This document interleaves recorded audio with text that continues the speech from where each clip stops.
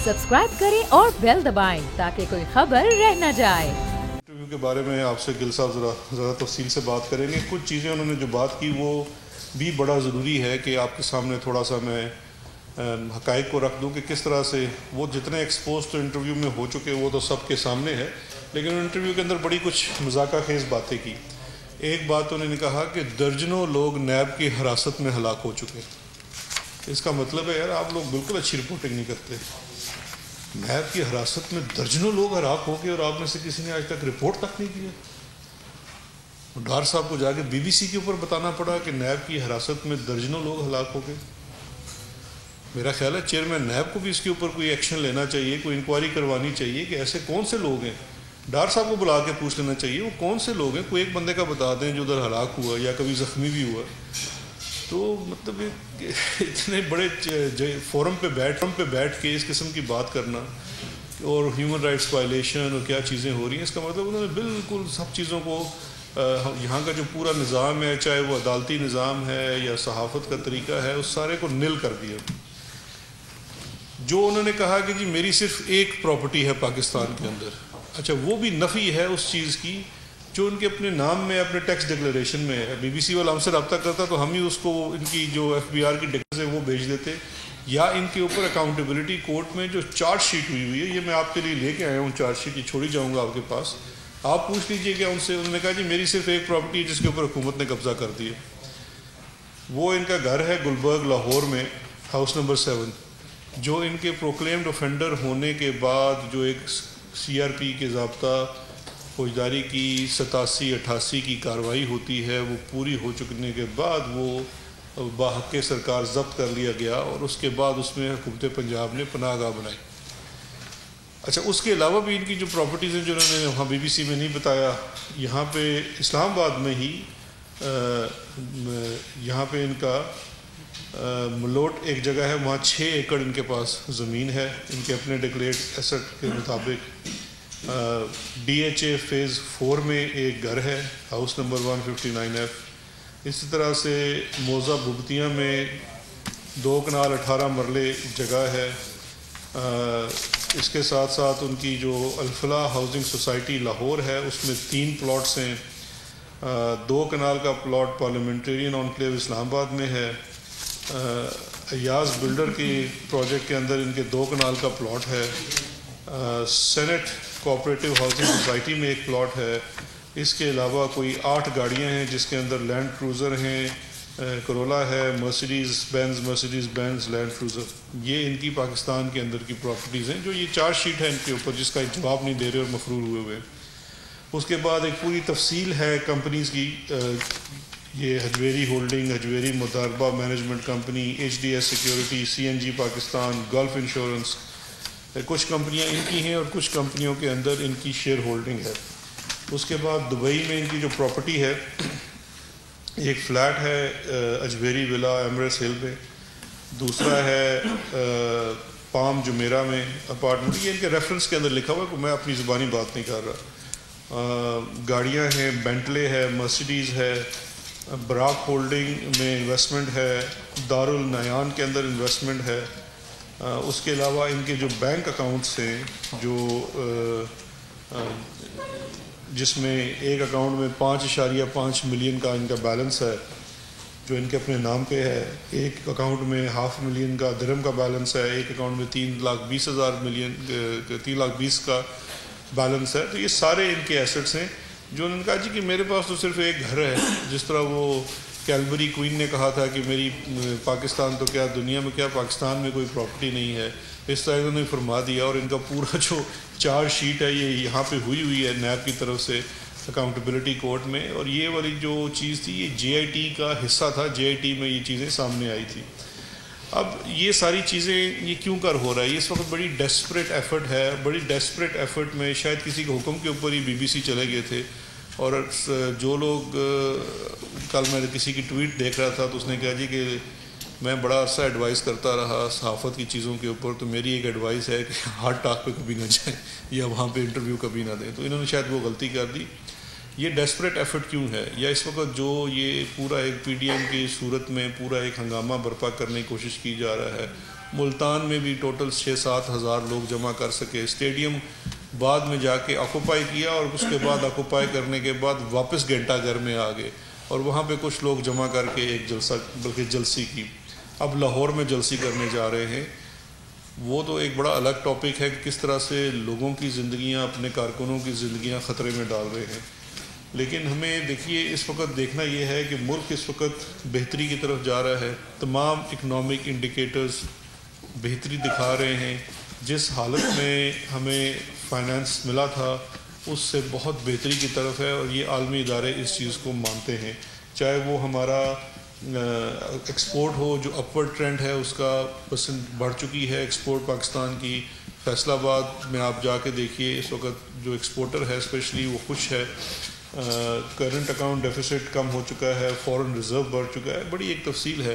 یہ چیزیں ساری بہتر ہو رہی ہیں اور یہ اس میں ہمیں یہ بھی نہیں بھولنا چاہیے کہ کس طرح سے پچھلی کووڈ کی ویو میں سب کے تعاون سے بڑی بہتر طریقے سے ہم اس سے بچ سکے. جتنا نقصان باقی ملکوں میں ہوا اس کی نسبت پاکستان بہت بہتر حالات میں تھا. اور اب ہم ایک بڑے دوبارہ سے امتحان میں جا رہے ہیں اور وہ ہے کووڈ کی سیکنڈ ویو. اسلام آباد میں بھی کل ایک اور سٹیپ لیا گیا ہے. تمام یہاں پہ جو ریسٹورنٹس وغیرہ بھی بند کر دیے گئے ہیں, صرف ٹیک اویز الاؤڈ ہیں. اس کی وجہ یہ ہے کہ پازیٹیوٹی ریشو بہت اوپر جا رہی ہے اور اس میں بھی ہمیں بہت زیادہ اپنی رسپانسبلٹی دکھانی ہے, ذمہ داری دکھانی ہے. کووڈ سے بھی ہم نے پوری طرح سے لڑنا ہے, اپنے آپ کو بچانا ہے, اس سے ساتھ ساتھ بزنس کو بھی بچانا ہے. بیکاز پاکستان ان 2 ملکوں میں شامل ہے جو کووڈ کے باوجود جس کا جی ڈی پی پلس میں ہے, مائنس میں نہیں گیا چائنا کے بعد. تو یہ بھی ایک چیز ہمارے ذہن میں ہونی چاہیے. اور اس سب میں جو سب سے بڑی ایک یہ جو ڈسرپشن ہے وہ ڈسرپشن یہ ہے کہ آپ لارج پبلک گیدرنگ کر رہے ہیں اور جب وہاں سے فیل ہو رہے ہیں تو مختلف چیزوں میں جا رہے ہیں. تو یہ ساری ڈسرپشن بیسیکلی اپنی ناکامی کو جو صاف نظر آ رہی ہے کہ عوام آپ کو بھول چکے ہیں. آپ نے اپنا پوری طرح سے دیکھ لیا کہ کتنی آپ کی ریلیونس ہے, چاہے وہ آپ کا گلگت بلتستان کا الیکشن ہو. آج وزیر اعظم صاحب وہاں پہ کابینہ کی حلف برداری کے لیے گئے ہوئے ہیں. جتنا آپ نے دیکھا کہ وہاں پہ عوام کا سپورٹ ملا وہ اس چیز کا آئینہ دار ہے کہ ابھی بھی پی ٹی آئی سب سے پاپولر پارٹی ہے. اب اسی چیز کو نگیٹ کرنے کے لیے اس طرح کی بہت ساری ناکام کوششیں ہیں. یہ بھی ایک کوشش ہے, پی ڈی ایم بھی ہے. ہماری صرف یہ ہے کہ, اور میں سمجھتا ہوں شہری بھی بڑا اس وقت ذمہ داری کا ثبوت دے رہے ہیں. بہت کم تعداد میں ایسے پبلک گیدرنگ میں جا رہے ہیں جو بڑی اچھی بات ہے. ہم نہیں چاہتے کہ آگے بھی کرے. ان کو کوئی پلیٹ فارم دے دیتے ہیں, کسی جگہ ممبر پہ کھڑے ہو جائیں, سارا دن بولتے رہیں, جو برا بلا ہمیں کہتے رہیں, لیکن عوام کی زندگیاں خطرے میں نہ ڈالیں. جی شکریہ بیرسٹر صاحب. بسم اللہ الرحمن الرحیم. جی آج کی جو پریس کانفرنس تھی جیسے بیرسٹر صاحب نے فرمایا کہ اس کا پرپز یہ تھا کہ پاکستان کی عوام کے سامنے رکھا جائے کہ یہ کون لوگ ہیں, یہ کون سی بدقسمتی تھی پاکستان کی جو ہوئی جس کی وجہ سے یہ ہمارے اوپر مسلط ہوئے اور ان کو عادت پڑی تھی یہاں پر مل جل کے چند ایک صحافیوں کے ساتھ مل جل کے کویسچن فیڈ کر کے کٹ کر کے انٹرویو کرنے کی. ان کو کیا پتہ تھا کہ سٹیون سیکر جو 56 سال کا ایک جوان ہے, کیپریکارن ہے, اس کی میرا خیال ایجوکیشنل بیک گراؤنڈ کا بھی نہیں پتہ تھا. انہیں اندازہ نہیں تھا کہ اس کے سامنے بیٹھنے پہ وہ جو مریم صفدر صاحبہ اکثر فرماتی ہیں ٹانگیں کانپ جاتی ہیں, ان کو شاید اندازہ نہیں ہوا کہ ٹانگیں اس طرح کانپتی ہیں. اگر کل مریم صاحبہ ذرا کسی کو بھیجتی ہیں اور اسحاق ڈار صاحب کا پاؤں پکڑ کے کوئی دیکھتا نیچے سے یا گھٹنا, تو پتہ لگتا کہ ٹانگیں کیسے کانپتی ہیں اور ٹانگوں کے اوپر سے پسینہ کیسے گرتا ہے. تو وہ کل قوم نے مظاہرہ دیکھا. لیکن اس میں جو سب سے تکلیف کی بات ہے وہ یہ ہے کہ یہ بھلے کرپٹ ہیں, مجرم ہیں, چور ہیں, لیکن ہیں تو آخرکار پاکستانی. جب یہ انٹرنیشنل میڈیا پہ رونا تو یہ رونے گئے تھے کہ پاکستان میں ہمیں میڈیا نہیں ملتا, ہمیں پاکستان کا میڈیا کور نہیں کرتا, ہمیں بات نہیں کرنے دی جاتی. تو جس ملک کے یہ باسی ہیں جہاں کا قانون اس پہ امپلیمنٹ ہوتا ہے, جہاں پہ انہوں نے پناہ لے رکھی ہے, جہاں پہ بیٹھ کے یہ پاکستان کے آرمی چیف پہ حملے کرتے ہیں, جہاں پہ بیٹھ کے یہ پاکستان کے آئی ایس آئی کے ہیڈ پہ جو ہے حملے کرتے ہیں, پاکستان کے وزیر اعظم پہ حملے کرتے ہیں, پاکستان کی نیب کے بارے میں کہتے ہیں کہ وہاں پہ درجنوں لوگ مار دیے گئے ہیں, جہاں پہ بیٹھ کے یہ پاکستان کے وزیر اعظم کو فاشسٹ کہتے ہیں, جو بہت دیر سے ہمارے جو دشمن ملک ہیں وہ لگاتار یہ کوشش کر رہے ہیں کہ کہ پاکستان کو ایک فاشسٹ سٹیٹ ڈکلیئر کروایا جائے، اور 2000 سے لے کے آنورڈ آپ نے دیکھا کہ 2 دہائی انہوں نے یہ کوشش کی، اور اب انہوں نے ناکام ہو کے اس بات کے اوپر گھٹنے ٹیک دیے، جس کا کریڈٹ پاکستان کے میڈیا کو جاتا ہے، جس کا کریڈٹ پاکستان کی افواج کو جاتا ہے، جس کا کریڈٹ پاکستان کی عوام کو جاتا ہے، اور پاکستان کی پوری قوم کو جاتا ہے کہ ہم نے مل کے وہ بیانیے کی جنگ لڑی جو ہمارے دشمن ملک جو ہمارے خلاف انٹرنیشنل میڈیا میں رکھے ہوئے تھے فاشسٹ اسٹیٹ ڈکلیئر کروانے کے لیے، وہ بھلے UN میں آپ دیکھ لیں یا کہیں اور، تو آج یہ منہ پھاڑ پھاڑ کے کہہ رہے ہیں کہ پاکستان ایک فاشسٹ ہے۔ جب ان سے پوچھا یہ گیا سوال کہ آپ بتائیے کہ عمران خان کون سا ایسا کام کر رہے ہیں جس سے وہ فاشسٹ ہیں، وہ چائنا کے ساتھ اسی طریقے سے جو پاکستان کی لانگ ٹرم پالیسی ہے اس سے بھی آگے بڑھ کے دوستی کی طرف جا رہے ہیں، کیونکہ پاکستان کے لیے وہ بہتر ہے۔ ریجنل جو ریلیشن شپ ہیں ان میں دیکھیے افغانستان میں پیس میں پاکستان ایک لیڈنگ رول لے رہا ہے، اور عمران خان اس کو لیڈ کرتے ہوئے نظر آ رہے ہیں اس سارے پیس کے پروسیس کو۔ بھلے ہمارے مسلمان دنیا کے جو بڑے پلیئرز ہیں ان کے درمیان میں صلح جوئی ہو، وہ تو بتائیے پاکستان کہاں پہ فاشسٹ ہے یا عمران خان کہاں پہ فاشسٹ ہیں؟ تو اس کا جو جواب تھا سوال گندم جواب چنا، وہ آپ نے دیکھ لیا۔ پھر ان سے پوچھا گیا کہ آپ بیمار تو لگتے نہیں، یہی انگریزی میں ایسے ہی کہا جا سکتا تھا معذر، تو اس کا جواب یہ ہوا کہ آپ کو پتہ نہیں وہاں پہ کیا ہوتا ہے، وہاں ہیومن رائٹس کیا ہیں۔ پھر انہوں نے ان سے سوال پوچھا گیا کہ آپ 5 سال انتظار نہیں کر سکتے، آپ کو اتنی جلدی کس چیز کی ہے؟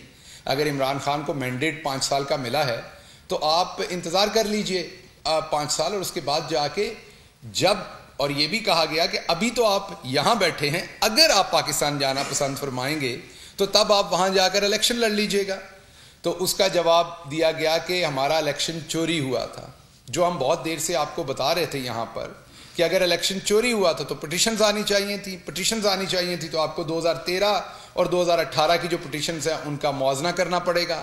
آپ کو یہ دیکھنا پڑے گا کہ 2018 میں ہم نے پنجاب سے زیادہ پٹیشنز کی ہوئی ہیں، کیونکہ یہ صرف ہے ہی اب پنجاب کی پارٹی، تو اس لیے میں صرف پنجاب کی بات کر رہا ہوں، باقی تو انہوں نے کہیں سے سیٹیں نہیں جیتی، تو یہ پنجاب کی پارٹی ہے، پنجاب میں یہ ہارے اور جیتے ہیں، تو پنجاب میں ان سے ہماری پٹیشن زیادہ ہیں الیکشن میں۔ ہر طرح سے ہم کلیم کرتے ہیں کہ ہمارے ساتھ شاید باقاعدگی کوئی ہوئی، یا ہمارے ووٹ صحیح نہیں گنے گئے، یا کوئی چیز بھی جو بھی ہو سکتی ہے۔ ہمارے ملک میں آپ کو پتہ ہے الیکٹرانک ووٹنگ سسٹم نہیں ہے، چیزیں ہو سکتی ہیں۔ تو اس کا جواب یہ جب اینکر نے دیا کہ یورپی یونین کے مبصر نے کنکلوسیو سٹیٹمنٹ دی ہے کہ آپ الیکشن جو ہے وہ فیئر ہوئے، ایک ٹرو مینڈیٹ کے ساتھ گورنمنٹ آئی، تو انہوں نے کہا پوری رپورٹ پڑھیں۔ بندہ پڑھا لکھا ہو تو اس کو شاید یہ پتہ ہوتا ہے، ایون وکیل صاحب ساتھ بیٹھے ہیں، اب جلدی سے کوئی پٹیشن بھی پڑھیں تو پریئر کو پڑھتا ہے بندہ کہ یار مانگا کیا جا رہا ہے، یا جج صاحب کا ڈیسیجن ہو تو اس میں جو آخری پیراگراف ڈیسیجن کا ہوتا ہے، کنکلوژن کا ہوتا ہے، وہ ساری چیز کو سم اپ کرتا ہے، جتنی بھی پہلے بحث ہوتی ہے، اگر اس کے اوپر آپ کوئی کنکلوسیو سٹیٹمنٹ دے رہے ہیں تو وہ اس کا ارک ہوتا ہے، وہ اس کا جوس ہوتا ہے آخر پہ۔ تو وہ بھی ان کو ٹیوشن پڑھانی پڑی ڈار صاحب کو۔ اس میں جو سب سے اہم بات ہے وہ یہ ہے کہ BBC بہت دیر سے نواز شریف صاحب کو کانٹیکٹ کر رہا تھا، جو میری انفارمیشن ہے کہ وہ انٹرویو دیں، کیونکہ BBC کے پاس کچھ سوال تھے، اس پہ شاید وہ کوئی ڈاکومنٹری کرنا چاہ رہے تھے۔ پہلے تو وہ بیماری کا بہانہ لگاتے رہے، پھر اب جب وہ پاکستان میں جلسوں میں خطاب کر رہے ہیں تو پریشر بڑھ گیا انٹرویو کا۔ پھر مریم صفدر صاحبہ نے یہ مشورہ دیا کہ ہمارے ٹبر کا جو سب سے پڑھا لکھا بندہ ہے اس کو بھیجتے ہیں، کیونکہ انٹرویو انگریزی میں ہونا ہے۔ اور جب ان کو بھیجا گیا تو پھر کیا ہوا وہ میں آپ کو دکھا دیتا ہوں۔ یہ تصویریں آپ نے پاکستان میں دیکھی تھیں، ہم بھی ویسے کم ظالم نہیں ہیں، اس طرح کے کام آپ لوگ بھی کرتے رہے ہیں ان کے ساتھ پریس کانفرنسز میں، اتنے اچھے آپ بھی نہیں ہیں، اسٹیون سیکر کی طرح کے آپ ہیں، یہ والے کام آپ بھی کرتے رہے ہیں یہاں پر۔ تو تصویریں تو ڈار صاحب کی پہلے، حالات تو ان کے پہلے بھی ایسے ہوتے تھے، لیکن میں نے جیسے کہا کہ وہ جو 56 سال کا جوان ہے، جب ان کے سامنے بیٹھنا پڑا تو کچھ ایسے حالات ہوئے، کبھی زبان باہر آئی، کبھی دونوں آنکھیں باہر آئیں، کبھی دونوں آنکھیں ٹیڑھی ہوئیں، کبھی منہ پہ شرمندگی تھی لیکن آنکھوں میں بے شرمی تھی، جب کہا کہ میری صرف ایک ہی پراپرٹی ہے۔ حالانکہ دی نیوز کی سٹوری ہے پاکستان میں دسمبر 30 2017 کی، جس میں علی ڈار نے خود کنفیس کیا ہے کہ انہوں نے 52 ولا جو ہیں وہ ان کی ملکیت ہیں، یہ ان کی اپنا کنفیشن ہے۔ تو ایک تو آئندہ شریف فیملی اور ان کا اہل و عیال ایک بات سمجھ لے جو ہمارے بزرگ بتاتے تھے کہ اگر کمائی حرام کی ہو تو اولاد بری نکلتی ہے۔ تو ایک تو ان کو ان کی اولاد مرواتی ہے، جب بھی مرواتی ہے۔ وہ پہلے ایک بھائی نے الحمدللہ کہہ کے مروایا تھا، آپ کو یاد ہے، اس کے بعد مریم بی بی نے کہا تھا میری لندن تو کیا پاکستان میں بھی کوئی پراپرٹی نہیں ہے. اور اب آپ علی ڈار صاحب کا ایک تو یہ کنفیشنل سٹیٹمنٹ ہے, باپ کہہ رہا ہے کوئی پراپرٹی نہیں ہے.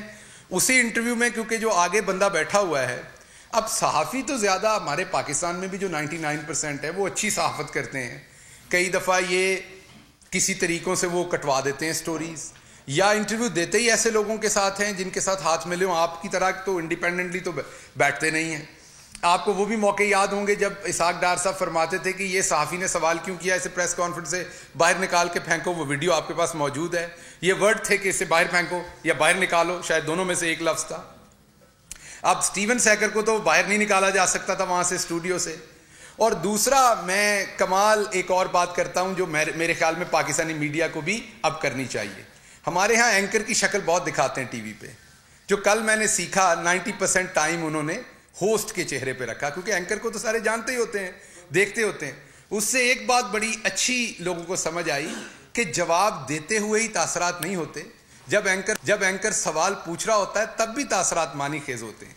جیسے جب انہوں نے سوال کیا کہ پاکستان کی عوام اب مہنگائی وہاں پر ہے, انفلیشن زیادہ ہے, اور اس پہ اسحاق ڈار کی جو خوشی تھی نا وہ دیدنی تھی, کیونکہ پچھلے 15-20 منٹ سے وہ سلاٹر ہو رہے تھے تو انہیں لگا کہ اب نکلنے کا کوئی راستہ بنا. تو اگلا سوال انہوں نے جب داغا, آپ ہی کی لوٹ مار ہے بنیادی طور پہ جس کو آج عوام بھگت رہی, تو پہلے حالات برے ہیں, آپ اور حالات برے کرنے جا رہے ہیں. تو وہ جو کنٹراسٹ تھا ان کے چہرے کا ود ان دوز سیکنڈز, تو میں جیسے ہمارے کچھ اچھے دوست پروڈیوسرز ہیں, راجہ عدیل اور بہت سارے, ان سے بھی میری گزارش ہے کہ آپ یہ ٹیکنیک بھی رکھیں کہ اس طرح کا, ایون جب بیرسٹر صاحب بھی بیٹھیں تو ذرا کیمرہ جو ہے وہ ہوسٹ پہ رکھیں اور ان کے تاثرات بھی دیکھیں, جو ہم نے ہر چیز میں سے ہم سیکھتے ہیں. تو کل ایک ٹیکسٹ بک کیس بنا ہے ڈار صاحب کا, پہلے بھی انہوں نے آپ کے سامنے 2000 میں کنفیشنل سٹیٹمنٹ دی تھی. اور پاکستان کی تاریخ میں منی لانڈرنگ, چوری چکاری میں اگر کسی کو دائی کا درجہ حاصل ہے تو اسحاق ڈار ہیں. وہ ان تمام جرائم کی دائی ہیں, کیونکہ ان کو ان تمام جرائم کو میرے خیال میں تو پیدا کرنے والے ہیں وہ ہیں, ان کا طریقہ بتانے والے وہ ہیں. اور کل جو ان کا وہاں سلاٹر ہوا اس کی بڑی وجہ یہ بھی تھی. پھر سوال یہ پوچھا گیا کہ جب آپ کہا گیا جی کہ پاکستان کی جو کرنٹ اسٹیبلشمنٹ ہے, آرمی ہے, وہ عمران خان کے ساتھ ملی ہوئی ہے اور ہمارے خلاف ہے اور ملک کو بڑی بری طرف کو لے کے جا رہے ہیں. تو سوال پوچھا گیا کہ آپ جب ضیاء الحق کے ساتھ تھے تو کیا تب یہ ٹھیک تھا, کیونکہ وہ آپ کے ساتھ کام کر رہے تھے, آپ کو پرورش کر رہے تھے, آپ کو تگڑا کر رہے تھے, تو آپ خوش تھے. آج اگر آپ کی اکاؤنٹیبلٹی ہو گئی ہے یا آپ کو عدالتوں کا جواب دینا ہے تو آج آپ ناراض ہیں. تو اس کا جواب آپ کے سامنے تھا. کیا تھا, کون سی تھیری تھی سر, وہ مجھے بھول گیا, ایوولوشن کے کون سی کو, ڈارون کی, وہ جو بندر سے انسان بننے کی ایک تھیری تھی, وہ تھیری پیش کر دی گئی. وہ ان کا قصور نہیں, وہ بکھلائے ہوئے تھے, وہ یہ کہنا نہیں چاہتے تھے, یقین کریں وہ ہرگز نواز شریف صاحب کو بندر نہیں کہنا چاہتے تھے, یہ یقین کیجیے آپ. وہ ان کی عزت کرتے ہیں, سمدھی ہیں, وہ ان کے لیڈر ہیں, مجھے قطعی یقین ہے کہ انہیں بندر نہیں کہنا چاہ رہے تھے, لیکن وہ بکھلا اتنے گئے. میں نے بتایا کہ 56 سال کا ایک جوان آدمی سامنے بیٹھ کے انٹرویو لے رہا تھا, اور اس سے مجھے تو انٹرویو لینے کا بھی سمجھ آئی, بہت کچھ میں نے سیکھا. مجھے امید ہے اور بھی بہت سارے لوگ سیکھیں گے جن کو نواز شریف صاحب انٹرویو دیتے ہیں, اور کچھ تو بہت ہمارے میجورٹی تو ہمارے بہت اچھے صحافی ہیں, لیکن جو صحافی نواز شریف صاحب کا انٹرویو لیتے ہیں یا مریم صاحبہ کا انٹرویو لیتے ہیں, کیونکہ وہ بغیر ملی بھگت کے انٹرویو وہاں ہوتا نہیں ہے, تو ان کو بھی سیکھنے کو موقع ملا ہوگا کہ انٹرویو کیسے لیا جاتا ہے. آخری بات جو میں نے آپ کے سامنے رکھنی تھی وہ یہ رکھنی تھی کہ ایک بات طے ہے کہ جب ان کو یہ بار بار سوال کیا جاتا ہے کہ ہمیں یہاں میڈیا پہ نہیں آنے دیا جاتا, تو یہ ویلکم ہے, یہ پاکستان کے میڈیا پہ بھی آئیں, صرف ان کو عدالتوں میں پیش ہونا پڑنا ہے. پہلے پاکستان آئیں, عدالتوں میں اپنا کیس لڑیں, اپنے آپ کو ایبسکانڈر سے ایک نارمل انسان بنے. تو پاکستان کا میڈیا کھلا ہوا ہے, اگر آپ کے باقی سارے ٹبر کے لیے کھلا ہوا ہے تو آپ کا ہمیں کیا مسئلہ ہے. آپ کیا بول سکتے ہیں, کیا بات کر سکتے ہیں, وہ کل سب نے دیکھ لیا. اور یہی بات پرائم منسٹر عمران خان ان کے بارے میں 24 سال سے کہہ رہے تھے کہ یہ ان پڑھ ہیں, جاہل ہیں, نالائق ہیں, کرپٹ ہیں, اور یہ پاکستان کے لیے کبھی عزت کا باعث نہیں بن سکتے. آگے سے جو اگلی نسل ہے وہ بھی آپ کے سامنے ہے. مریم صاحبہ جب بولتی ہیں ان کے منہ سے بھی جھوٹ نکلتا ہے, وہ بھلے ملتان کی جلسی کے اندر ان کی تقریر ہو, بھلے کسی اور میں ہو, آپ کے سامنے وہ تواتر کے ساتھ جھوٹ بولتی ہیں. تو ان کا وتیرہ یہ ہے کہ اتنا جھوٹ بولو کہ وہ سچ لگے. یہی کوشش کل BBC کے سامنے کرنے کی کوشش کی گئی.